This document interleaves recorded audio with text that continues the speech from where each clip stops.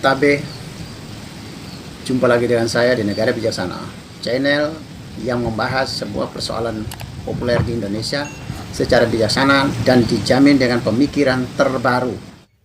Sekarang ini ketika masuk pada pemilu 2024 ini, kita dihadapkan dengan satu situasi politik yang sangat berbeda jauh dari pemilu ke pemilu ya. Sangat berbeda jauh. Terkhususnya selama pemilu di periode reformasi, itu pemilu kali ini memang banyak hal yang berbeda, banyak dimensi. Salah satunya adalah kehadiran seorang cawapres, calon wakil presiden dari kelompok milenial, yaitu Gibran Raka Buming Raka. Dengan usia 36 tahun, dia termasuk generasi A. Itu yang pertama kali di Indonesia ya.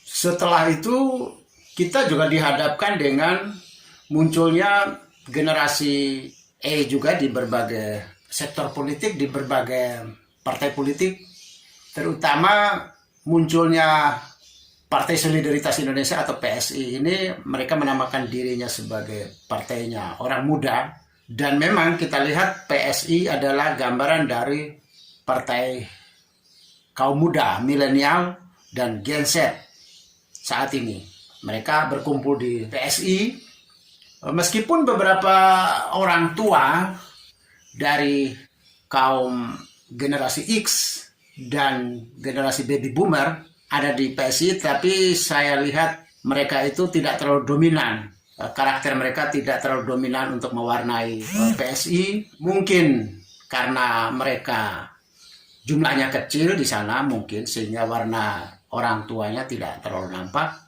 Atau juga kaum tua yang bergabung dengan PSI adalah mereka-mereka yang tua secara usia kalender, tetapi mereka muda secara jiwa, secara pikiran, secara jiwa. Kemungkinannya begitu. Tapi yang tahu persis adalah orang-orang di dalam PSI yang tahu tentang bagaimana karakter orang-orang yang berusia tua dari baby boomer dan dari Gen X atau generasi X ini, yang mereka berada di PSI. Tapi saya melihat secara overall atau secara keseluruhan, generasi tua yang ada di dalam PSI tidak terlalu memberi warna ketuaannya. Ada beberapa kekhasan yang hilang ya, kekhasan orang tua, kekhasan kaum tua itu agak hilang di dalam PSI, sehingga saya lihat dominasinya tetap ada pada warna orang muda, kebudayaan orang muda yang ada di dalam PSI. Inilah salah satu dimensi yang berbeda, kekhasan yang berbeda dalam pemilu kali ini, yaitu mulai tampilnya kaum milenial atau generasi Y atau generasi A atau generasi Y, dan Gen Z atau generasi Z sekarang. Perbedaan ini banyak hal menonjol sekali, bukan hanya perbedaan usia. Yang kita lihat sekarang adalah ada perbedaan gaya ya, ada perbedaan gaya, ada perbedaan style, dan itu oleh para antropolog melihat perbedaan setiap generasi ini dipengaruhi oleh lingkungan hidup mereka berada pada saat itu. Ketika mereka lahir, mereka hidup di dalam dunia, dalam peradaban dunia yang sedang apa. Kalau itu di dalam teori kepribadian manusia, psikologi ya, dalam teori-teori kepribadian manusia, maka ada yang disebut teori lingkungan yang mempengaruhi. Nah, lingkungan atau peradaban yang berbeda inilah setiap generasi selalu berbeda. Di dunia ini yang paling berpengaruh kepada peradaban itu adalah ilmu pengetahuan dan teknologi, lalu filsafat, itu yang paling mempengaruhi peradaban setiap generasi, setiap keadaannya. Yang menariknya adalah terjadi satu isu baru, yaitu orang muda yang disimbolkan oleh Gibran sebagai cawapresnya Prabowo, itu mendapat satu teror politik. Dia diimajinkan sebagai orang yang tidak bisa bicara, dianggap sebagai orang bodoh, wawasannya kurang, tidak mumpuni, mulai menggerakkan satu opini bahwa dia dianggap tidak kompeten untuk memimpin sebuah bangsa. Terutama kalau presidennya berhalangan, misalnya Prabowo berhalangan, lalu apakah Gibran dengan usia segitu muda, dengan pengalaman segitu muda, yang dianggap wawasan begitu sempit juga, terus apakah dia bisa memimpin sebuah bangsa yang besar ini?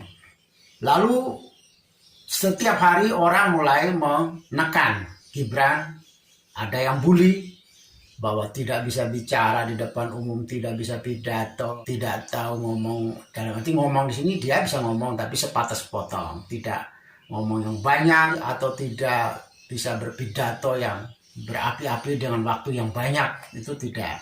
Nah, ini yang berbeda karena citra dari politikus pada umumnya yang kita tahu selama ini, saya yang hidup dari Orde Lama sampai Orde Reformasi sekarang ini, memang umumnya politikus yang tampil di permukaan politik publik ini selalu ya salah satu kekhasan mereka adalah banyak bicara. Kalau pandai bicara sih ya berbeda lagi ya. Tentu ini adalah penilaian secara kualitas. Pandai bicara itu kan hubungannya juga termasuk dengan bicara yang menarik perhatian orang, baik intonasi dan segala macam, termasuk dengan isi pembicaraan, itu berbeda lagi. Tapi ukuran yang paling sederhana adalah secara kuantitatif ya, bicara banyak, bicara dengan nada yang tinggi, nada yang keras, tone-nya tinggi. Itu adalah satu hal yang paling biasa kita lihat politisi kita.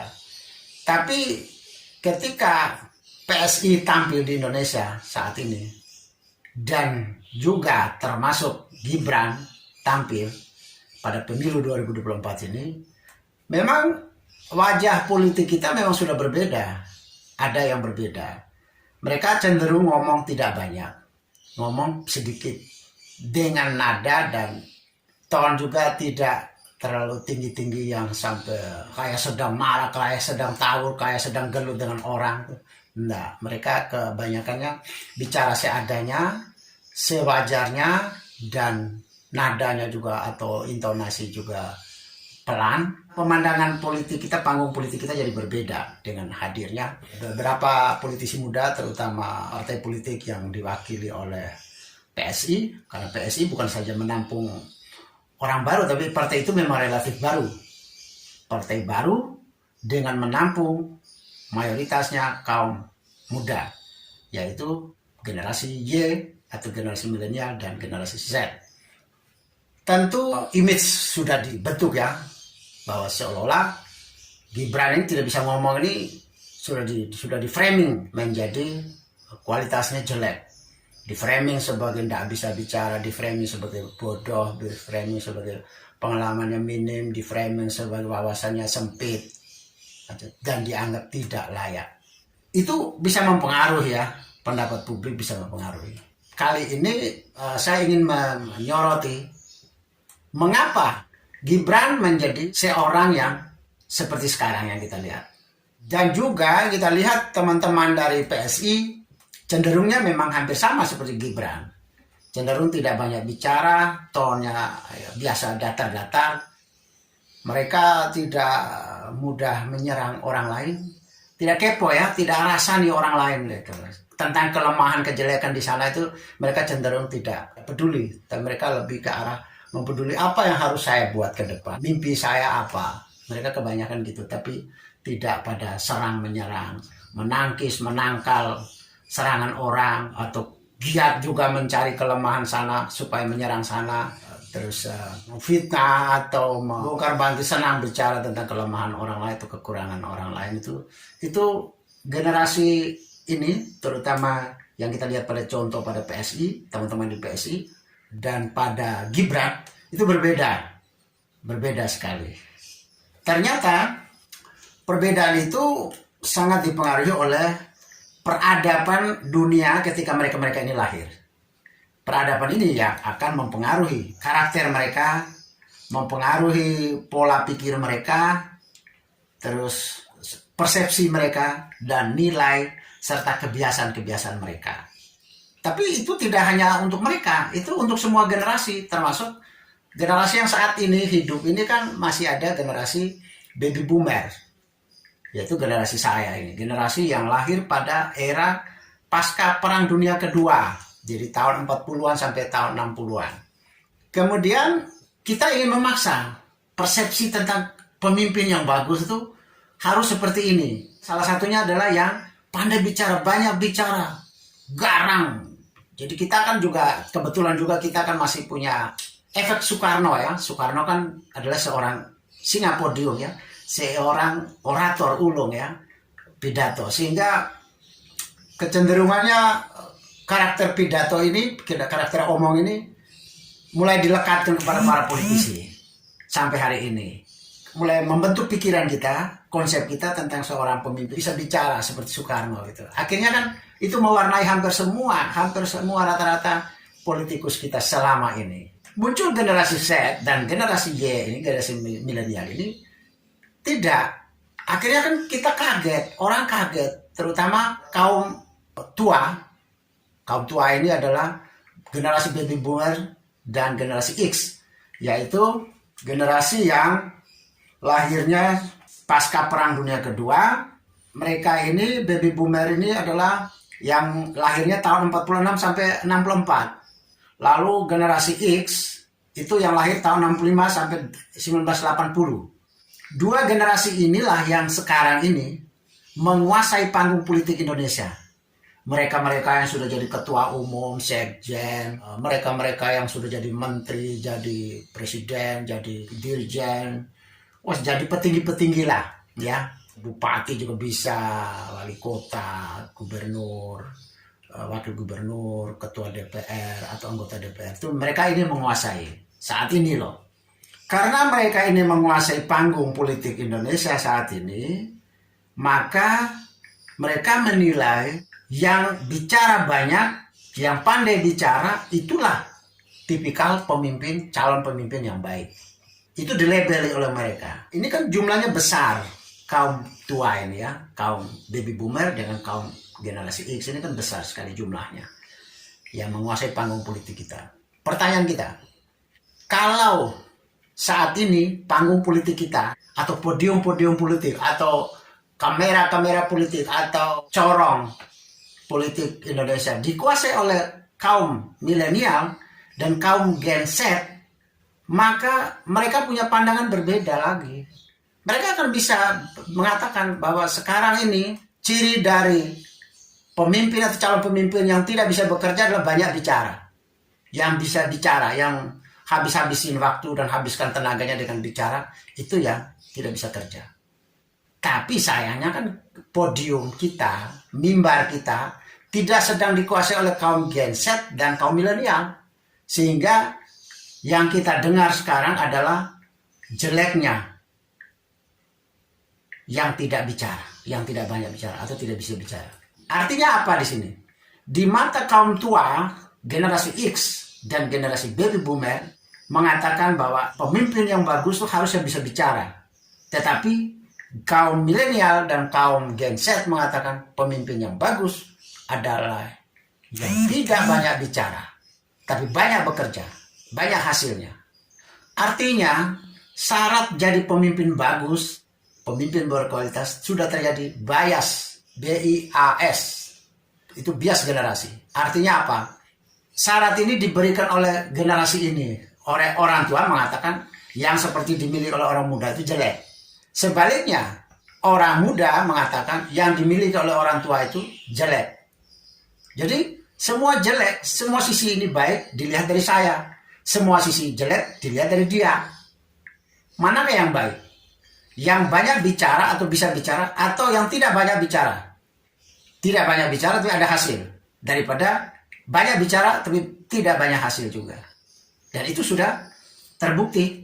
Dunia politik kita, saya kira sejak dulu panggung kampanye, pembicaraan-pembicaraan di ruang politik itu tidak terlalu berpengaruh. Kita lihat pada masa kampanye ya, apa kampanye sangat berpengaruh kepada pilihan pemilih masyarakat? Enggak. Orang tidak terlalu terpengaruh oleh kampanye-kampanye. Itu karena apa? Karena dalam berbicara, banyak yang terbukti adalah sehabis bicara di panggung kampanye, setelah mereka berkuasa, ada yang tidak mau bisa mewujudkannya. Ada yang bicaranya A, tahu-tahu setelah dia berkuasa muncul B. Ada yang bicaranya C, tahu-tahu setelah berkuasa tidak muncul apa-apa. B ataupun C atau X, Y, Z pun tidak muncul apa-apa. Itu artinya pembicaraan di ruang kampanye, ruang panggung politik itu buat masyarakat kita sebenarnya tidak terlalu percaya. Masyarakat kita kan selalu mengatakan habis kampanye, habis pemilu sudah hilang semua. Katanya mereka sudah lupa semua. Ya itu memang.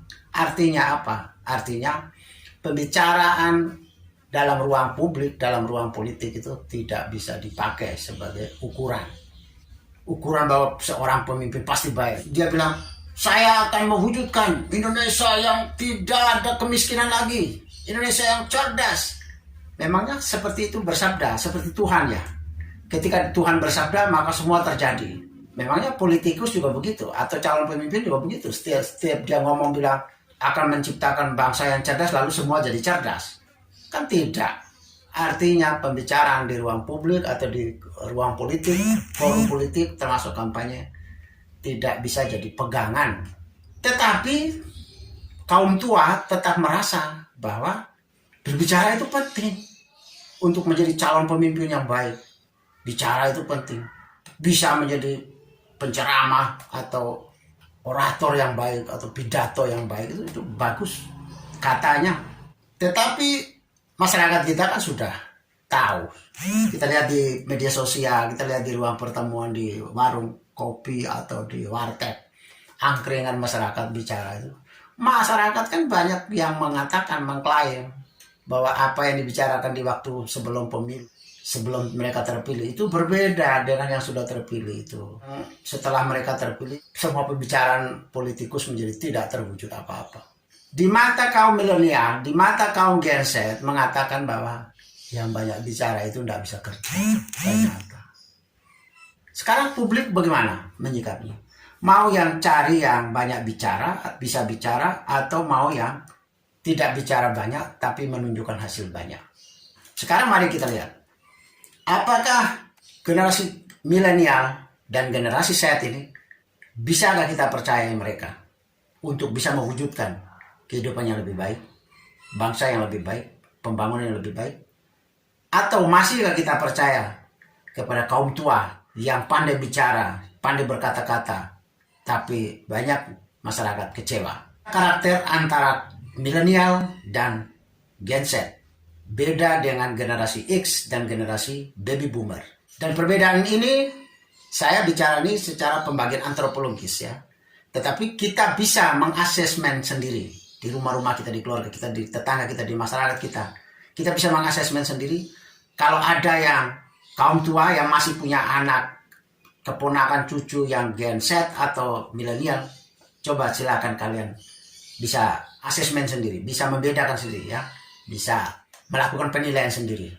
Saya kebetulan punya anak yang kaum Gen Z, punya adik-adik yang juga kaum milenial, dan saya sendiri kaum baby boomer yang lahir setelah Perang Dunia Kedua, dan istri saya kaum generasi X, mereka yang lahir tahun 1965 sampai 1980. Itu ada perbedaan. Mengapa kaum tua baby boomer sekarang yang menguasai panggung politik Indonesia dan kaum generasi X yang menguasai panggung politik Indonesia juga, mereka sekarang yang berusia sekitar 40-an sampai 70-an, bahkan generasi pre-boomers masih ada ya. Pre-boomers itu mereka-mereka yang sudah 100-an, 90-an itu masih ada sekarang, tapi tidak terlalu berperan lagi mereka ini.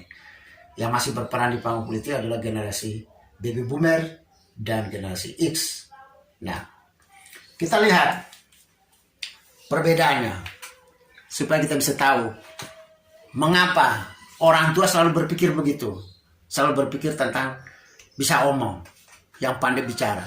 Tetapi mengapa kaum milenial, kaum Gen Z tidak suka dengan yang banyak bicara? Makanya kita lihat pada elektabilitas survei-survei yang diberikan para lembaga survei, kita lihat pilihan kaum milenial dan Gen Z itu lebih banyak ya paslon atau pasangan calon nomor 2 ya. Nomor 2 itu Gibran dan Prabowo. Capresnya Prabowo, cawapresnya Gibran. Kita lihat mengapa mereka ini malah cenderung memilih. Meskipun serangan kepada paslon 2 sudah bertubi-tubi, wah cuma gimmick, menari, gemoy, terus tidak bisa bicara banyak, tidak bisa pidato segala ya. Tetapi mereka masih punya dapat pilihan generasi Z dan milenial. Kenapa begitu?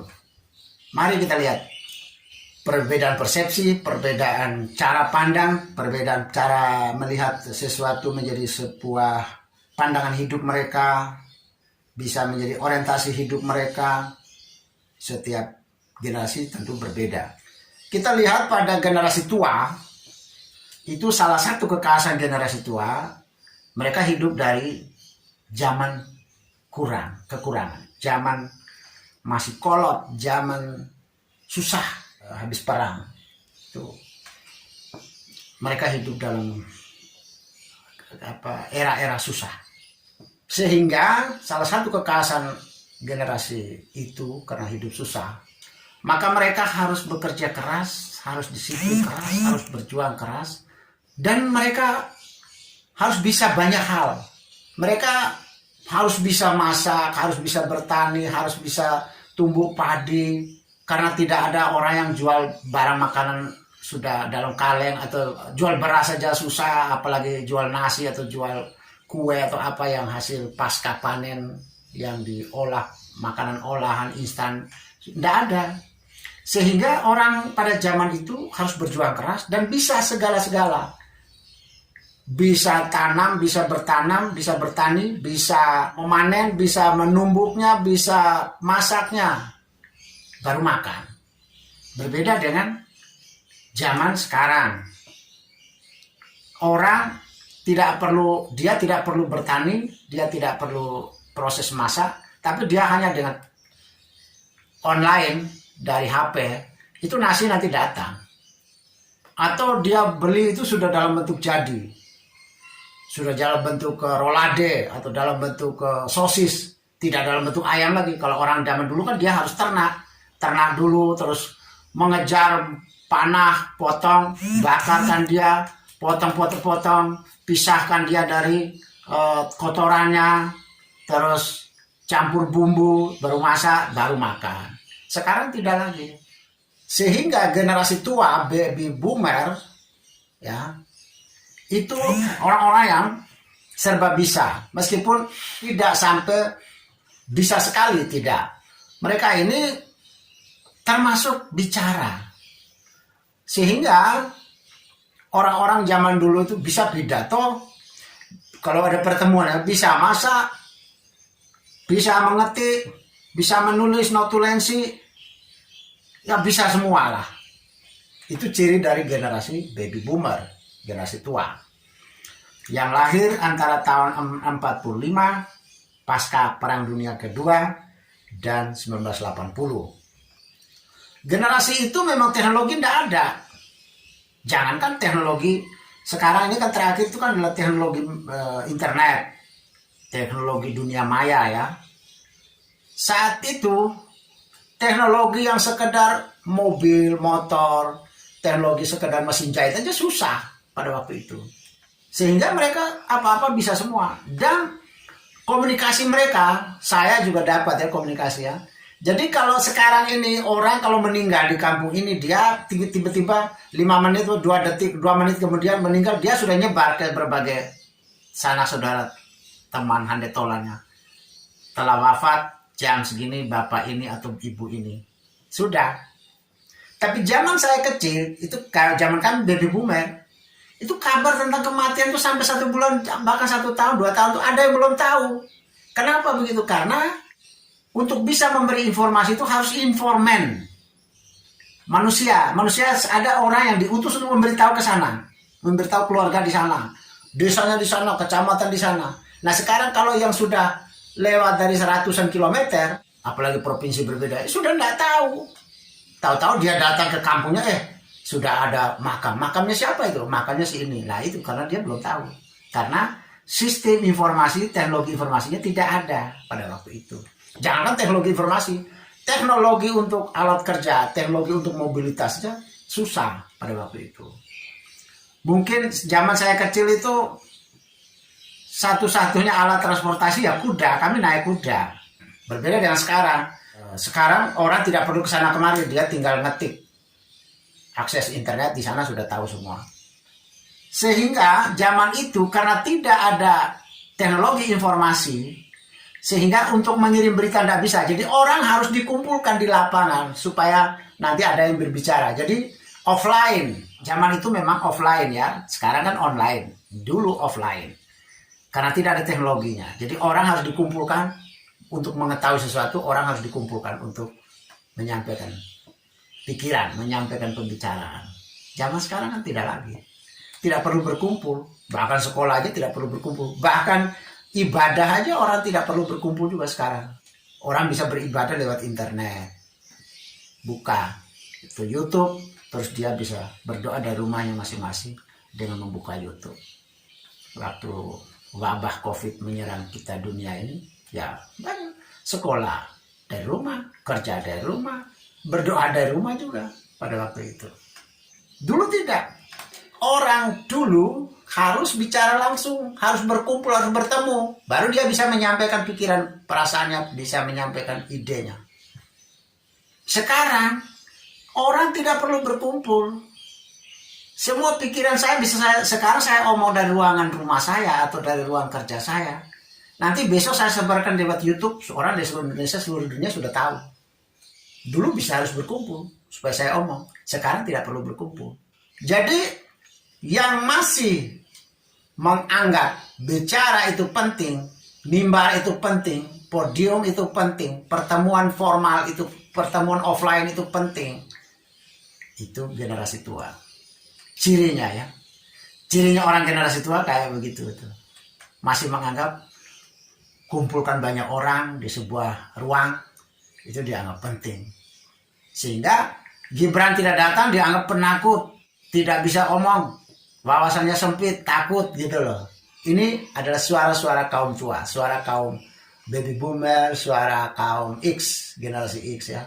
Generasi yang lahir sesudah Perang Dunia Kedua, generasi yang hidup masih susah, teknologi tidak ada. Mereka masih mengidolakan di zamannya itu.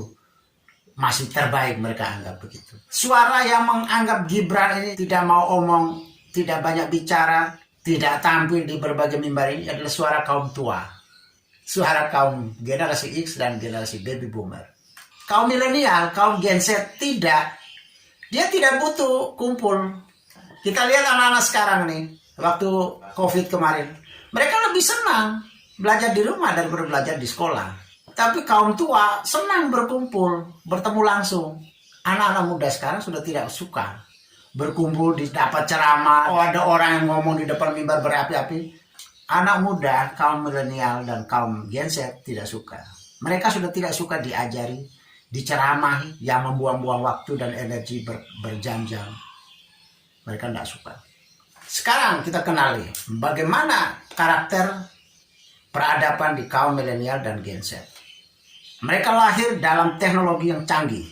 Mereka lahir generasi yang ada internet. Teknologi informasinya canggih.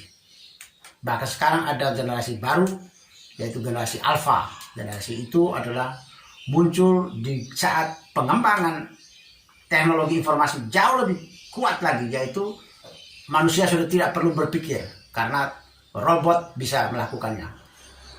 Internet sudah bisa direkayasa, komputer bisa direkayasa untuk mengambil pikiran manusia. Manusia sudah tidak perlu berpikir, tapi teknologi yang akan berpikir. Bisa. Berbeda lagi dengan mereka ini. Generasi milenial dan generasi Z ini, mereka adalah pembelajar yang cepat. Mereka adalah orang-orang yang sangat matang, cepat matang. Karena mereka belajar dari dunia maya, dari teknologi itu cepat sekali. Tidak butuh ada orang lain mengajari mereka. Anak saya zaman dulu ketika mereka sekolah, anak saya kan lahir di zaman Gen Z mereka. Tidak perlu guru, mereka tidak sekolah. Atau mereka tidak belajar di sekolah. Mereka otodidak. Dalam otodidak ini mereka tidak perlu guru. Mereka belajar sendiri. Dengan internet, dengan buku-buku mereka belajar sendiri. Jadi salah satu kekhasan dari generasi Z dan milenial adalah mereka adalah pembelajar yang cepat. Semua pertanyaan mereka, semua rasa ingin tahu mereka dengan sekejap saja mereka sudah operasi di internet, komputer, smartphone, semua informasi yang mereka butuh sudah datang, sudah masuk. Jadi mereka tidak butuh orang lain mengajari mereka. Malas mereka diajari, diceramai orang dewasa itu tidak suka. Pertanyaan kita, apa kaum milenial dan kaum Gen Z ini butuh ceramah? Butuh pidato? Tidak. Pertama, untuk mengetahui sesuatu itu mereka tidak butuh ada orang orator yang memberitahu dulu. Tidak. Orang generasi milenial dan generasi Gen Z ini, bahkan sebelum you omong di situ mereka sudah tahu duluan di sini. Alah paling bilang NKRI penting, Pancasila penting, UUD 45 penting, bangsa ini harus cerdas, harus terampil, ya, anti korupsi. Apakah seperti ini? Apakah omongan seperti ini butuh bagi generasi milenial dan generasi Gen Z sekarang ini? Apakah butuh ada orang yang harus hadir dulu di sebuah panggung kampanye baru dia tahu? Tidak. Semua omongan di atas panggung ini oleh para politikus, oleh para calon pejabat ini, calon pemimpin, bagi generasi milenial dan generasi Gen Z, mudah, mereka sudah operasi di internet, semua sudah keluar tentang itu semua. Jadi mereka tidak butuh. Semua omongan calon pejabat itu mereka sudah tahu karena mereka sudah hafal di internet. Pertanyaannya, apa sih hal baru yang dibicarakan oleh para calon pejabat kita ini bagi Gen Z dan bagi generasi milenial? Ngomongnya cuma pentingnya lingkungan hidup kita harus hijau, penting kita hidup harus rukun, jaga persatuan dan kesatuan. Nah, memangnya kata-kata seperti itu atau pikiran seperti itu kamu tahu generasi Z dan generasi milenial tidak tahu ya? Mereka kan merasa itu tuh sudah mereka pelajari mereka sudah buka di internet semua. Buat apa? Harus buang-buang tenaga dan waktu hanya untuk mendengarkan ceramah dari kaum tua, menceramahi tentang hal-hal yang mereka sudah tahu. Bagi mereka itu buang-buang waktu. Untuk apa? Buang tenaga, buang duit, buang waktu saja. Mereka tidak rasa berguna. Tapi omongan Anies, omongan Caimin, omongan Prabowo, omongan Gibran, omongan Ganjar, omongan Mahfud MD, itu mereka mudah buka internet, buka Google, buka Twitter, buka YouTube. Semuanya itu mereka sudah lahap. Jadi tidak ada hal yang baru di kalangan milenial dan di kalangan Gen Z. Tidak ada hal baru. Jadi mereka adalah pembelajar yang cepat dan era teknologi informasi yang begitu canggih. Mereka tidak suka lagi mendengar omongan, ceramah, pidato, tidak suka. Bagi mereka itu membosankan dan cenderung membuang-buang waktu, buang tenaga. Apalagi yang menjadi karakter kaum milenial dan kaum Gen Z. Mereka suka hasil. Mereka adalah pekerja keras. Dalam usia muda, ketika kita baby boomer zaman dulu, usia 21, 24, 25 itu, orang baby boomer itu belum jadi apa-apa usia segitu itu. Ada yang baru lulus sarjana, bahkan ada yang belum lulus sarjana juga. Ada yang sampai 30 tahun itu belum jadi profesional. Tapi anak-anak sekarang, umur 20-21 itu sudah jadi kaum profesional. Anak-anak saya umur 21, 22, umur 20 sudah sarjana dan mereka sudah jadi kaum profesional. Misalnya, yang satu jadi dosen dan dalam umur 24 tahun dia sudah jadi pejabat struktural di sebuah kampus. Bandingkan dengan kita pada zaman dulu, era-era orang-orang baby boomer ya, orang-orang baby boomer bahkan orang-orang generasi X. Umur 21 sampai 24, 25 itu masih jadi apa? Ada yang kuliah belum selesai. Bekerja pun belum jadi profesional. Tapi anak sekarang sudah jadi kaum profesional sejak kecil, usia kecil. Anak kedua saya dalam usia 20 tahun sudah tamat S1 dan dia bekerja pada sebuah perusahaan multinasional, perusahaan berlevel dunia, dan menduduki posisi profesional sebagai staf HRD Human Resources Development and Development, yang mengurus tentang penerimaan pegawai baru, promosi pegawai, evaluasi kepegawaian, yang mengurus tentang berapa gaji yang layak untuk seseorang pegawai, yang mengurus tentang diklat para pegawai. Dalam usia muda juga sudah menempati posisi di atas staf, misalnya supervisor yang menangani bidang tertentu, lebih khusus misalnya bagian human development, pengembangan sumber daya manusia dalam sebuah perusahaan. Jadi dalam usia muda itu mereka sudah menjadi profesional dibanding kaum tua dulu, usia 20-21 itu belum jadi apa-apa. Artinya anak milenial dan anak Gen Z itu menjadi pembelajar yang baik dan mereka mencapai profesionalismenya sangat muda belia usia. Mereka pembelajar yang baik karena teknologi informasi. Dan mereka pembelajar yang cepat, yaitu cepat mempelajari sesuatu untuk mencapai profesionalisme mereka. Itu berbeda dengan orang yang lahir tahun 40-an, lahir habis Perang Dunia Kedua, lahir tahun 80-an, itu berbeda.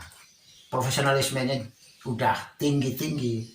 Sekarang cari, zaman dulu orang baru bisa jadi dokter, itu usianya 30-an ke atas. Ya, usianya 30-an, 40-an, apalagi profesor itu usianya 50, 60-an ke atas. Sekarang ini di Indonesia saja, usia 24 sampai 26 tahun banyak sekali orang sudah jadi dokter. Usia 20-an, usia 30, 28, 29 itu sudah banyak yang jadi profesor di Indonesia. Artinya kaum milenial dan kaum Gen Z, pembelajar yang baik, pembelajar yang cepat mereka. Mereka tidak banyak bicara, dan mereka banyak menghasilkan. Orientasinya ke hasil. Saya ambil contoh ya, saya tidak tahu banyak prestasi Gibran ini hanya dengan 2 tahun dia di Solo, menjadi wali kota Solo. Saya tidak terlalu tahu banyak tentang prestasi dia. Mungkin karena perhatian saya yang kurang. Tetapi perhatian saya yang paling mendominan dari perhatian saya selama ini adalah perhatian kepada kehidupan yang anti sara. Kita hidup secara demokratis, hak asasi manusia, kehidupan yang mencintai humanisme, anti sara. Saya kira kalau kita bicara tentang humanisme, kita bicara tentang multikulturalisme, bahkan hak asasi manusia, demokrasi, saya kira mungkin Gibran tidak terlalu banyak tahu dibanding politikus-politikus atau pejabat lain di Indonesia. Tetapi ingat, di zaman Gibran jadi wali kota Solo, kehidupan multikultural Solo berubah bagus. Ranking peringkat Solo sebagai kota toleran naik pesat. Tadinya orang menggelar doa, ada yang larang, ada yang persekusi. Doa dari agama-agama minoritas. Tadinya orang chat di jalan raya itu di kota Solo itu, chat di jalan raya yang warnanya menyerupai salib dilarang. Tapi sekarang Anda masuk kota Solo sekarang, setiap Natal saja kota Solo berhamburan lampu Natal. Tidak ada lagi persekusi. Pembangunan gereja, rumah-rumah ibadah dari kaum minoritas di Solo tidak ada masalah. Saya belum pernah dengar ya Gibran bicara di atas panggung tentang toleransi, tentang hak asasi manusia, tentang demokrasi. Saya belum pernah dengar Gibran bicara. Tapi saya tahu bahwa Solo sudah diubah. Kehidupan toleransinya sudah diubah oleh Gibran. Artinya kaum milenial dan kaum Gen Z tidak suka banyak bicara. Mereka lebih suka banyak kerja dan hasil. Kerja aja, kalau kerja saja sih mereka beranggapan bahwa tidak terlalu tepat lagi. Bagi mereka itu hasil. Kerja itu kan proses. Hasil lebih tepat daripada kerja, karena kerja itu proses. Tapi kita, generasi tua, itu masih mengagung-agungkan orang yang banyak bicara, orang yang bisa pidato bagus. Itu dipuji-puji loh. Oke lah, yang paling penting di sini kalau di negara bijaksana itu bukan soal haruskah Gibran bisa bicara, banyak bicara seperti orang lain. Tidak. Dia dengan generasinya sendiri, dia dengan peradabannya sendiri. Kita tidak punya hak untuk mengubah dia. katakanlah kita ini kan menghormati hak asasi manusia, menghormati demokrasi. Konstitusi kita juga membenarkan kebebasan berpendapat, kebebasan berbicara. Bagaimana kita memaksa seorang Gibran harus bicara seperti yang kita inginkan? Kan tidak bisa. Itu kan hak asasi dia. Mau bicara, mau tidak, terserah. Itu hak dia untuk bicara atau tidak. Atau banyak bicara atau sedikit bicara, itu hak dia. Apa hak kita untuk memaksa dia? Jadi berbicara adalah hak Gibran. Mau bicara atau tidak? Mau bicara banyak atau bicara sedikit? Itu hak dia. Bukan kewajiban dia. Bukan. Ada orang yang menganggap bahwa harus banyak bicara supaya kau mau pilih. Kalau kau berasal dari kubu yang berbeda, misalnya kau berasal dari kubu Amin atau kau mau berasal dari kubu Gama, ya kalau kau tahu begitu bahwa orang memilih berdasarkan banyak bicara, ya baguslah. Gunakan kesempatan, mumpung ini yang satu tidak mau bicara ini, mumpung ini kesempatan bagi kami yang bisa bicara dengan banyaklah bicara biar masyarakat memilih. Ini kan kesempatan, kenapa harus mikir-mikirin orang yang Gibran yang nggak mau bicara atau nggak banyak bicara? Ngapain? Gunakan ini kesempatanmu untuk banyaklah bicara supaya seperti yang kau anggap bahwa masyarakat pemilih ini akan suka dengan yang banyak bicara. Bagus tuh, silakan. Ganjar, silakan banyak bicara. Mahfud silakan banyak bicara. Anies, Caimin silakan banyak bicara supaya ini gunakan kesempatan. Mumpung ada calon yang tidak bisa bicara ini, yang tidak mau bicara ini, mumpung tuh banyaklah bicara. Satu hak asasi Gibran. Yang kedua, itu kan strategi, bisa jadi ini strategi. Terserah, ada orang yang tidak mau bicara, dia pikir dia bisa saja dia mau mengatakan bahwa banyak bicara sebagai strategi untuk memenangkan pilihan masyarakat, untuk menarik perhatian masyarakat. Tapi bisa juga ada orang yang mengajukan teori berbeda. Tidak banyak bicara, itu adalah strategi untuk menarik perhatian. Sebab banyak orang sudah bosan dengan yang banyak bicara dan tidak terbukti. Bisa saja. Itu strateginya dia. Ngapain? Apa hak untuk memaksa sebuah kubu atau kubu paslon 2 untuk harus bicara banyak? Apa haknya? Itu strategi dia, terserah dia. Kalau dia kalah, memangnya apa urusannya? Kalau memang paslon 2 kalah, memangnya gua pikirin. Kalah ya kalah. Kenapa kekalahan, peluang untuk kalahnya paslon 2 dipikirin? Kenapa begitu? Kok situ yang pikir? Situ pikirlah dirimu untuk menang. Ngapain pikir dirinya paslon 2 yang katanya mau kalah? Ngapain pikirin dia? Mikir aja dirimu sendiri untuk menang. Kalau dia melakukan ini tidak mau bicara sebagai pintu kekalahan, ya sudah, bagus loh. Kalau dia kalah, kan kesempatan bagi kalian untuk menang. Ada orang yang mau kalah karena tidak mau bicara, malah ditopang, dibantu oleh kalian lagi supaya dia banyak bicara. Kan aneh juga itu, ya. Yang ketiga, sangat boleh jadi ini strategis dari paslon nomor 2 karena sudah banyak. Panggung politik kita dipenuhi dengan orang-orang yang banyak bicara, itu sudah terlalu banyak. Tetapi masyarakat kita keluhan dari hari ke hari selalu ada tentang sesudah kampanye, sesudah mereka omong-omong, berbusa-busa, buktinya ndak ada. Kosong. Siapa tahu paslon 2 sudah merefleksi ini semua, maka sebaiknya kita jangan bicara, jangan banyak bicara, jangan banyak janji lagi. Orang yang banyak bicara, sementara dia miskin paradigma, bicara tentang masa depan, itu kan harus dari orang yang punya banyak wawasan, punya pemikiran paradigma ya, paradigmatis, bukan pemikiran biasa. Kalau orang-orang pemikiran biasa saja, maka dia hanya bisa bicara hal-hal dangkal. Ya, misalnya dia bicara tentang betapa hebatnya saya atau paslon saya hebat, Amin hebat, begini dia.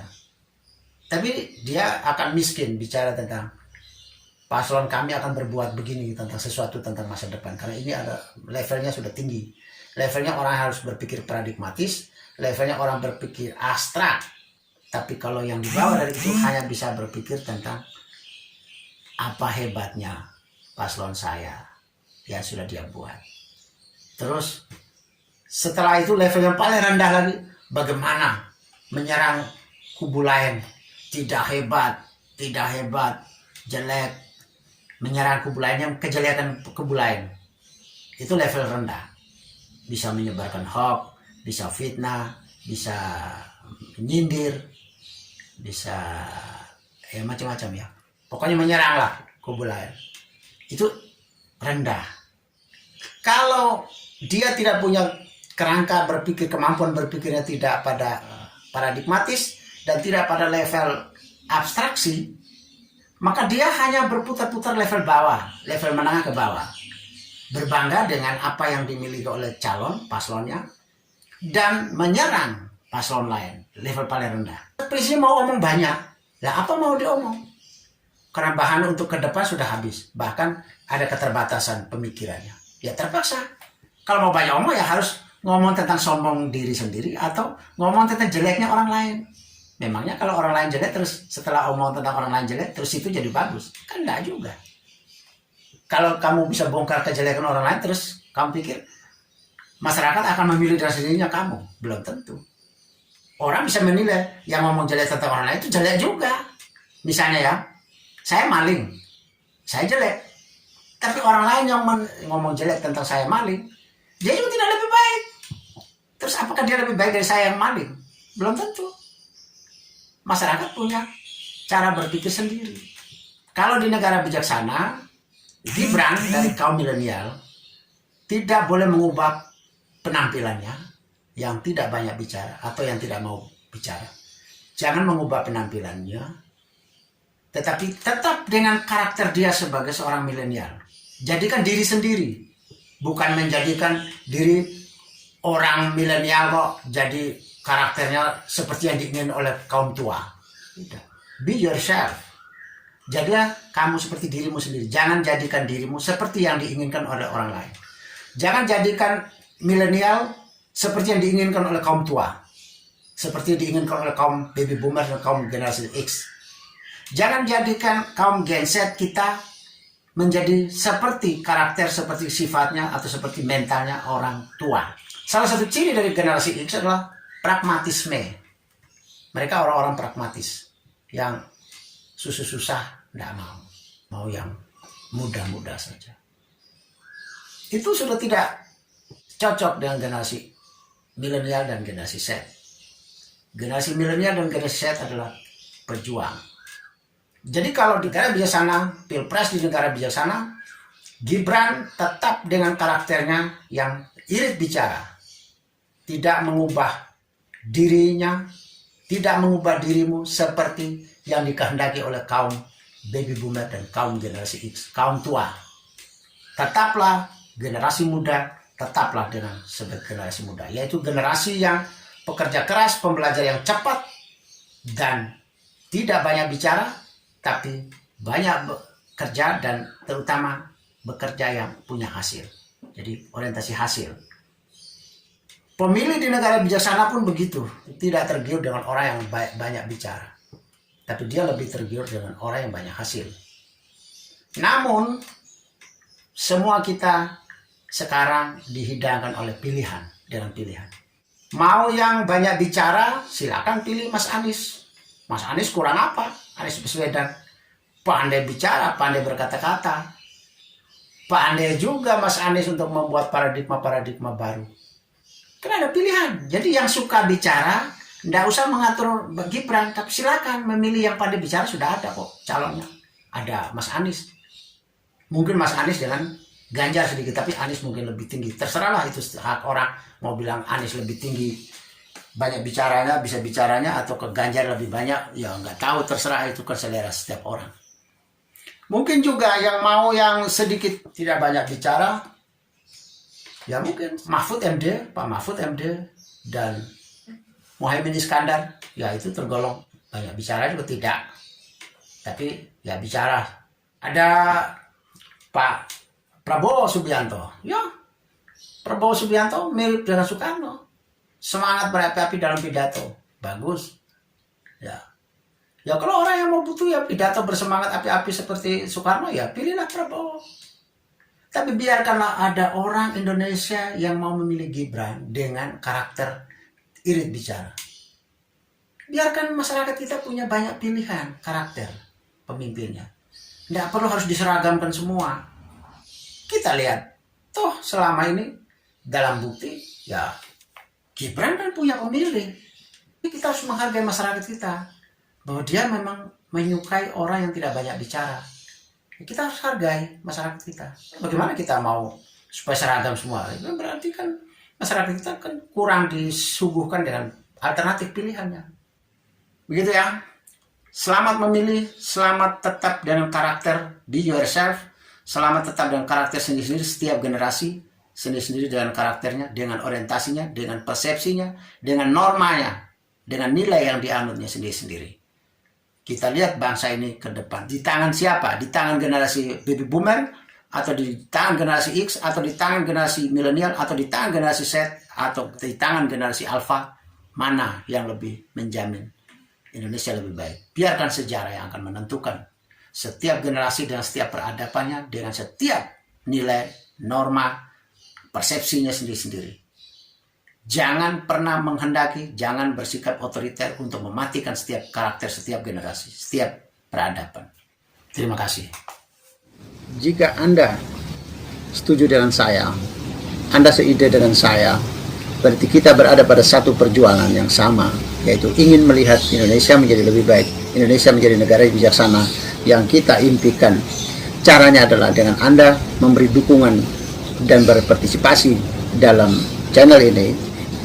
Subscribe di bawah channel ini, bunyikan lonceng di sampingnya untuk menunjukkan Anda berlangganan secara gratis, dan ada pemberitahuan setiap kali saya mengirim edisi baru. Dan jika Anda setuju dengan ide ini, jangan lupa bagikan ke semua relasi Anda. Terima kasih.